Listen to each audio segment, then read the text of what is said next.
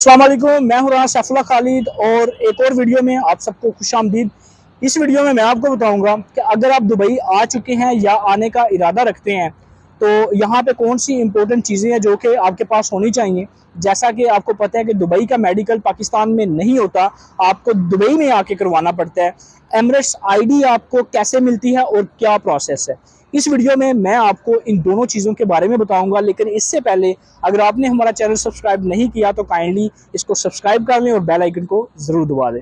सबसे पहले बात करते हैं कि दुबई में जो मेडिकल है वो किस तरह से होता है, कौन सा लंबा चौड़ा प्रोसेस है। इसमें ऐसा कुछ भी नहीं है, बिल्कुल एक सिंपल सा प्रोसेस है। अपॉइंटमेंट मिलती है और आपने 5 से 10 मिनट लगती हैं, आपका मेडिकल हो जाता है। उसकी रिपोर्ट 24 आवर्स में आ जाती है। लेकिन इस प्रोसेस की बात करते हैं कि ये प्रोसेस स्टार्ट किस तरह से होता है।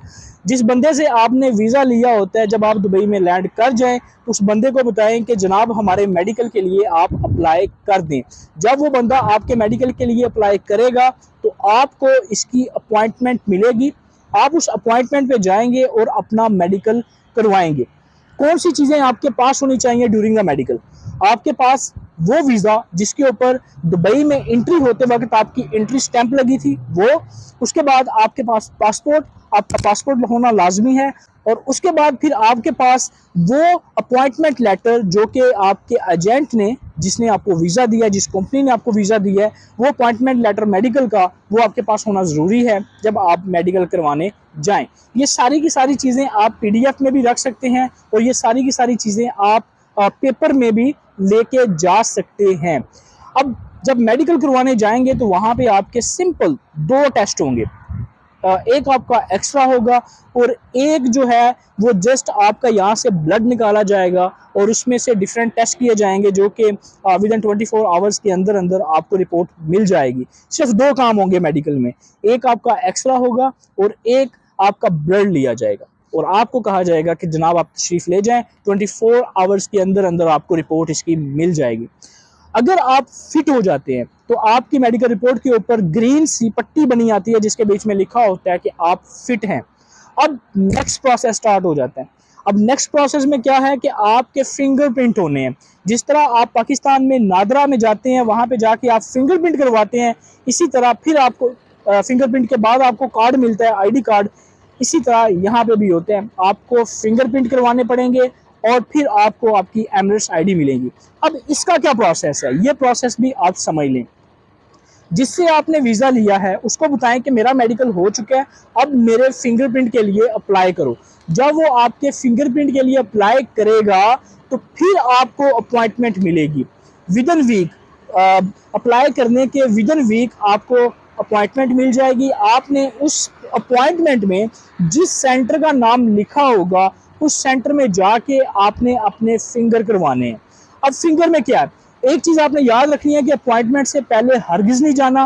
और अपॉइंटमेंट अगर आपकी शाम 4 बजे की है तो आपने सुबह 9 बजे नहीं चले जाना, क्योंकि वहाँ पे आपको फिर इतना वेट करना पड़ेगा, क्योंकि आपको अंदर तब ही आप इंटर होने दिया जाएगा जब आपका टाइम अपॉइंटमेंट का आएगा। अब वहाँ पे कौन से डॉक्यूमेंट आपके पास होने चाहिए? अपॉइंटमेंट जो फिंगरप्रिंट ही है, आपके पास आपका मेडिकल सर्टिफिकेट यानी कि जो रिपोर्ट आपको मिली होगी वो होना लाजमी है, आपका पासपोर्ट होना लाजमी है, आपका वीज़ा होना लाजमी है और अपॉइंटमेंट जो आपने फिंगर की करवाई है वो होना लाजमी है। ये सारी की सारी चीज़ें आप पेपर में भी लेके जा सकते हैं, प्रिंट करवा के भी ले जा सकते हैं। और अगर ये सारी की सारी चीज़ें आपके मोबाइल में पीडीएफ में सेव हैं तो फिर भी आप लेके जा सकते हैं। अब वहाँ पे फिंगर का क्या प्रोसेस है? कुछ भी प्रोसेस नहीं है। ये 5 फिंगर्स की जाएंगी, उसके बाद ये 5 फिंगर्स ली जाएंगी एंड देन फिर विद इन 5 मिनट आपको कहा जाएगा कि प्रोसेस इज फिनिश और ये आपको 1 हफ्ते के अंदर अंदर आईडी मिल जाएगी। फिर आपको जो अपॉइंटमेंट के ऊपर रेफरेंस नंबर दिया होगा उस नंबर से आप अपने आईडी का स्टेटस चेक कर सकते हैं और आपकी जो एमरेट्स आईडी है with in 7 days, with in 10 days आपके उस एड्रेस पे आएगी जो एड्रेस आपकी कंपनी या फिर आपके एजेंट ने दिया होगा ड्यूरिंग द अपॉइंटमेंट। ओके, तो आपको वो आईडी वहाँ से मिल जाएगी। तो इस तरह से आपने अपनी अपॉइंटमेंट में अपनी आईडी लेनी है।